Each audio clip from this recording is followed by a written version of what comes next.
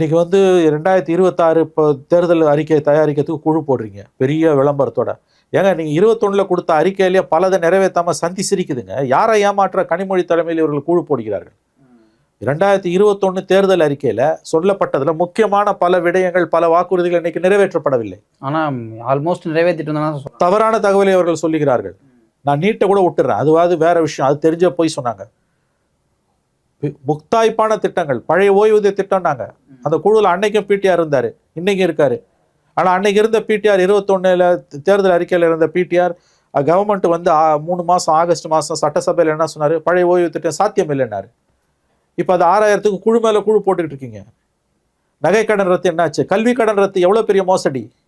அப்ப 21ல கொடுத்த தேர்தல் அறிக்கையிலேயே குவாலிட்டேட்டிவா பல வாக்குறுதிகள் நிறைவேற்றப்படாமல் காற்றில் பறக்க விடப்பட்டு கொண்டிருக்கின்றன.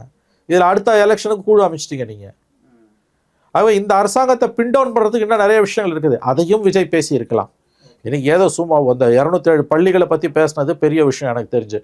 அவருக்கு ஸ்பீச் எழுதி கொடுக்குறவங்க என்ன லட்சத்தில் இருக்காங்கன்றதை பொறுத்தது.